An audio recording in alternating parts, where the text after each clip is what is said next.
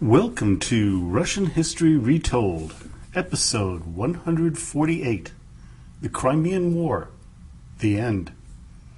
First off, I'd like to apologize to my regular listeners who keep up with me on a week-to-week basis. I haven't put an episode out for quite a while, and I guess you might say it's been a little bit of a Crimean War fatigue that's set in. We've gone through this war for quite a long time. It's one that's really deserving, but it was quite a bit of work, and I wanted to take a little bit of a break, go on a little vacation, and clear my head and finish up the last two episodes. You're going, wait a minute, isn't this the end? Well, it is the end of the Crimean War that we're going to be discussing today, but the war doesn't end for the combatants and for the countries that were involved with the signing of the peace treaty. There was a lot of repercussions that went on afterwards, and next time we're going to go over those repercussions and who really won the war and who really lost the war. But that is for next time. So, last time, we covered the stalemate at Sevastopol and the appalling conditions the men in the trenches were forced to endure. Today, we'll wrap things up and bring a close to the Crimean War in a way that was very unsatisfying to the English. Since it's been quite a while, let's start by reintroducing the main players. Baron Raglan still leads the British contingent. General Pélissier has replaced Count Robert for the French. Omar Pasha is still head of the Turkish forces, and Menshikov is under pressure from the new Tsar, Alexander II. The Allies now fully understood that Sevastopol was not going to be taken easily, despite the constant bombardment. They decided to revive the plan to attack Kerch, which greatly excited the British. They launched their attack on May 24, 1855. Much to their surprise, their landing was unopposed after a brief bombardment. What ensued was to prove to be a major embarrassment to the Allies. The troops who were sent into Kerch looted the town and destroyed buildings, including sacking the museum. But what was worst was the rape of the women and murder of many of the civilians by the Turkish soldiers. Raglan, for his part, was totally outraged and sent in 50 men to patrol the city, but it was too late. The damage to the reputation of the Allied armies were now tainted. The Russians, and in particular the Tsar, were furious when news hit St. Petersburg. It also hit Alexander that this was a major blow to their war effort. The supply lines to Sevastopol were now effectively cut. Napoleon was now emboldened to place more pressure on the Allies to concentrate all of their focus on the port town and not worry about anything else. As he put it, quote, "I am glad that it was successful, but nevertheless, I can't help regarding as fatal anything which today tends to scatter your forces. The course to follow is easy to indicate. 1. Defeat the Russian army in order to surround the fortress. 2. The place being surrounded, take Sevastopol. 3. The place taken, evacuate the Crimea and destroy all the fortifications, or at most, leave the Turks there alone." With a smashing victory at Kerch, the Allies believed that they could attack the Russians closer to home in the Baltic. If they could take Kronstadt, then St. Petersburg would be ripe for an attack. The Russians, realizing this, began to beef up the defenses. With little time to accomplish a complete fortification, they were very vulnerable. Luckily, the Allies decided to abandon their attack. The Russian military sighed in relief. The Allies, though, did attack the Baltic shoreline, destroying a number of fishing villages, many in Finland. Some reporters sent dispatches to London about how brave and tough the battles were, which of course were really bold-faced lies, and many in the British capital knew it. Admiral Sullivan, responding to a report that sailors of the HMS Nile were under fire by 3,000 Russians, said, quote, "Well, this celebrated battle consisted, I hear, of 2 muskets being fired by militiamen on shore, for which fire was opened on villages, houses, church, and hall. Worse, the Royal Navy was making itself look ridiculous to the Russians, who knew only too well the truth of the assertions." Admiral Dundas decided that he had to give the Russians a strong message instead of raiding defenseless fishing villages. So he focused on Sveaborg, and on August 9th started bombarding the fortress town. Most of the town, once a Swedish possession, was destroyed by over 1,100 tons of artillery shells. But as many noted, it did absolutely nothing in helping to end the war. It was a total waste of time and money. Focus was now put back on capturing Sevastopol, so on June 6, 1855, the guns of the Allies began to fire upon the fortifications. This time, plans were made by Pelissier and Raglan to use infantry in a concentrated attack on the Mamelon-Vert defensive position by the French and the quarries by the British. After fierce fighting, the Allies accomplished their goals and took the advanced fortifications from the Russians. But the cost was tremendous. The French suffered 5,443 casualties and the British 671. Napoleon was furious as he wanted the Russian troops to the north of the town dealt with first, and Pelissier instead sacrificed his troops in attacking the fortified city. As his terse message read, quote, "I wished before sending congratulations on the brilliant success to learn how great the losses were. I am informed of the figure by St. Petersburg. I admire the courage of the troops, but I would observe to you that a battle fought to decide the entire fate of the Crimea would not have cost you more. I persist, then, in the order which I had the Minister of War give you, to make all your efforts to enter resolutely into the field campaign."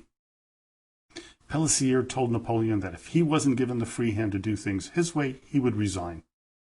It was risky, but he had to do it or lose respect of the Allies. When his resignation was not accepted, he went back to Raglan to plan their next assault on the Russian defenses.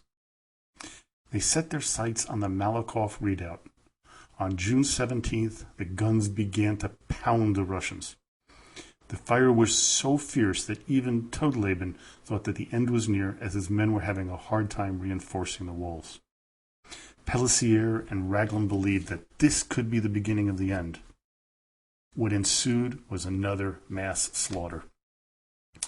In a very curious move, at 3 a.m., the French commander ordered his men to attack, even though there was no hole in the walls of the Malakoff, and the sky was clear and a bright moon lightened up the field. As Trevor Royal puts it in his book on the Crimean War, quote, "It was an appalling sight. The lines in front of the Malakoff became a killing ground as the French infantrymen walked into a hail of bullets and ball. Rudimentary landmines exploded beneath their feet, while shrapnel and grape shot thinned their ranks. Still, they stumbled on. Some managed to engage the enemy with the bayonet. Others fell like ninepins before the weight of the artillery fire. Smoke enveloped the battlefield, adding to the confusion, and wounded men screamed out for mercy from God or help from their mothers, anything to gain release from the hell in which they found themselves. This was the face of battle which few had expected to encounter only an hour or two beforehand." Now, Raglan saw this and decided against better judgment to send his men to help the French out. The British were to feel the same withering rain of bullets. It was a total rout. Raglan, seeing this, ordered his artillery to fire upon the Russians to give his men and the French troops a way to retreat. At dawn, the Allies began to count the casualties. The French lost 3,500 and the British 1,500. Far too high for such an unsuccessful attack. Raglan became a broken man, but a much more devastating attack was to kill him in a few weeks' time. A bout of dysentery. By June 26th, he was dead. The news shocked the British camp. After his death, unable to defend himself, Raglan's reputation took a beating. Some of the criticisms were valid, but many others were not. He was a soldier's general, and was as brave a man as any.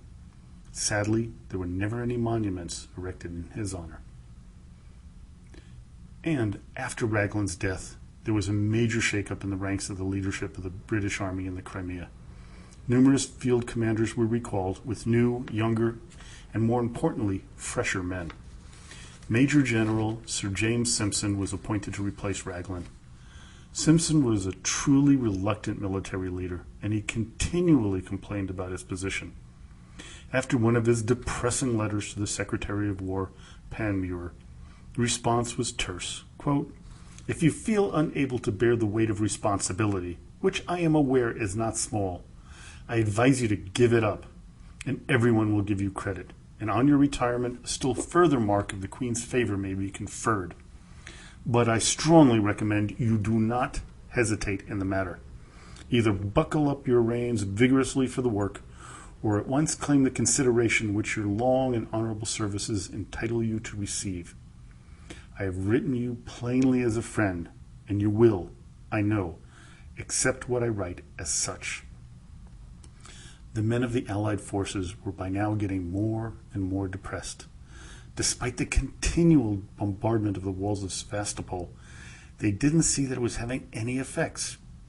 What they didn't know is that Todleben was injured and no longer able to direct the defense of Sevastopol. Within the walls of the fortress city, men were in deep despair. How much longer did they need to endure the constant battering?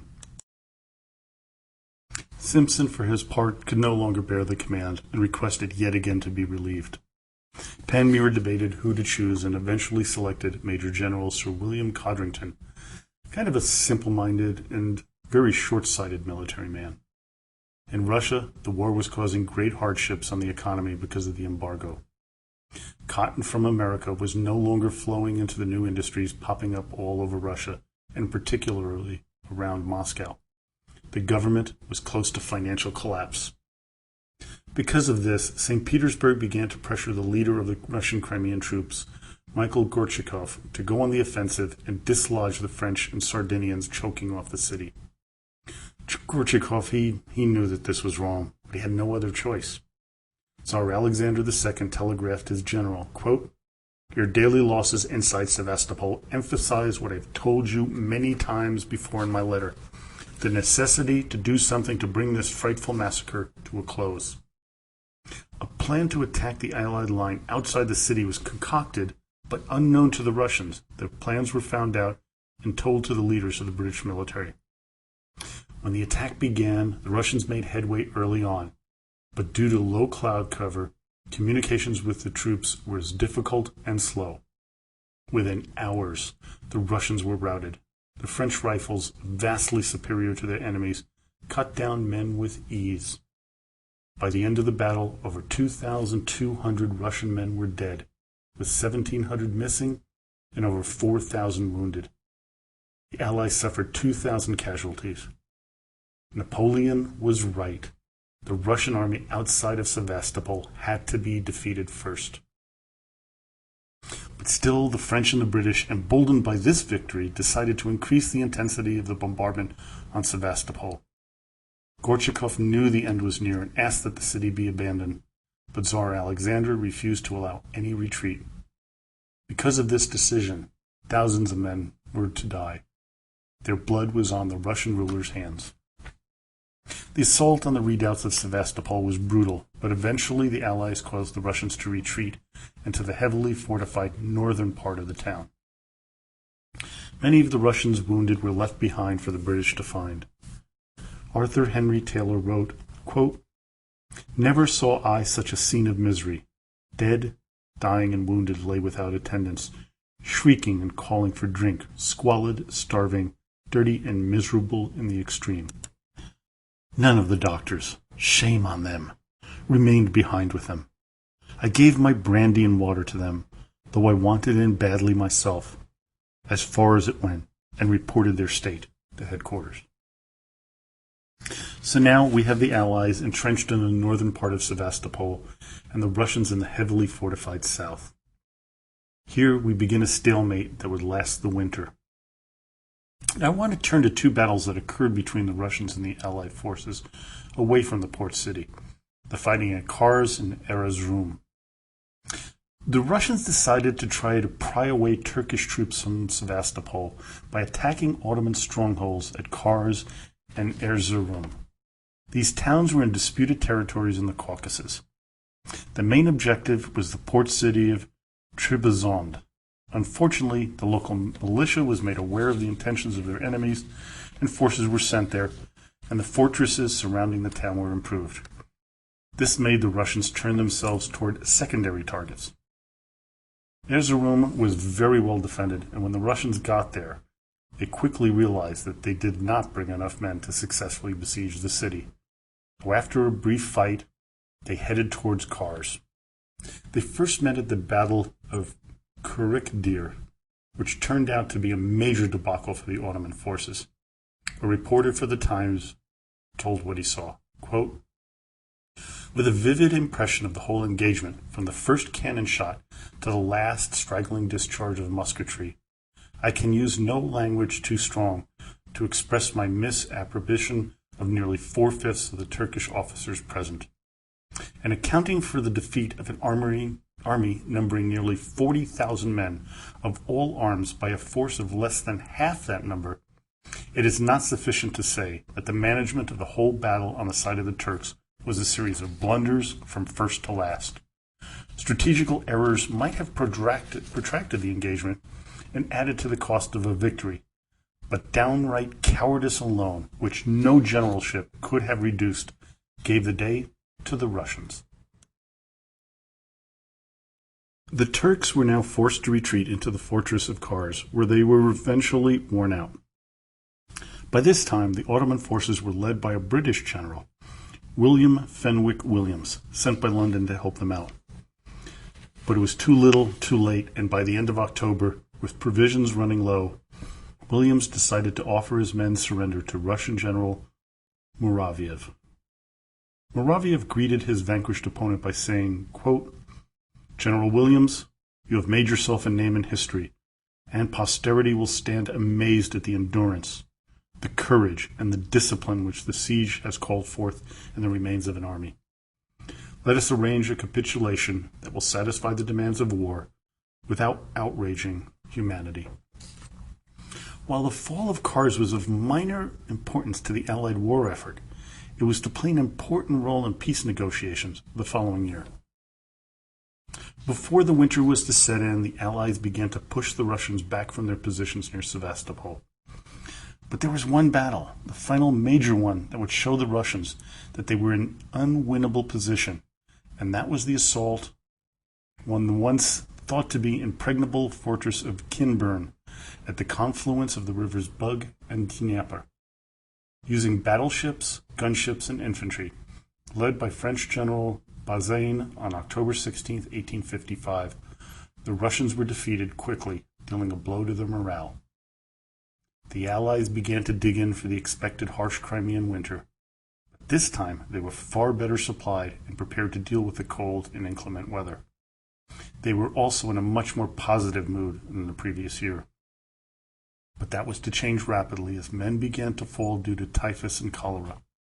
It is estimated that between 25,000 to 40,000 men died from January to March of 1856, far more than had died in battle. The French medical staff, which had done so well in the past, was by now completely overwhelmed. It was this humanitarian disaster and pressure from all sides that made the Allies realize that a negotiated peace had to be the end result of the conflict in the Crimea. Again, we have Austrian Count Buol making the overtures. The 4 points we talked about in an earlier podcast was brought back, but this time the Allies had a much stronger hand. Yet again, the French and Austrians pushed for the peace plan, with the British yet again trying to disrupt it. But now, the people back home in London were putting pressure on their government to end the hostilities. They expanded the peace treaty to include 5 total points, but one sticking point was the British demand that the Sea of Azov be cleared of Russian influence as well. This was something that all parties knew would end any peaceful negotiations. Austria sent the proposal to the capitals, and to St. Petersburg they added the condition that if they didn't accept, that they would face their army as well, and they had until January 18th to agree. The Tsar was now in a no-win situation. The economy of Russia was in trouble, their army was in tatters, and they faced the now very real possibility that Austria was going to join the war effort. Not only that, but Prussia decided that they would be on the side of the Austrians should the Russians reject the proposal. On January 1st, 1856, Tsar Alexander called in his most trusted advisors for a meeting. To a man, except Count Bludov, called for an acceptance of the treaty, but on the condition that the fifth point be rejected. This was conveyed to Austria, who almost immediately replied that, no, you have no choice but to accept all points or else. But there were secret negotiations going on which led the Russians to believe that the French, the senior partner in the war effort, would help them get rid of that sticking point once they got to the negotiating table. With a heavy heart and really no other option, Alexander II accepted the 5 points and agreed to send his ambassadors to Paris. He had to go through with it, as there was real concern that if the war continued and they lost, they could lose their influence over Poland, Finland, and even Ukraine, as there had been an awakening of Ukrainian and Cossack national pride. Alexander also rightfully feared a revolution with his own country that could bring down the Romanov dynasty.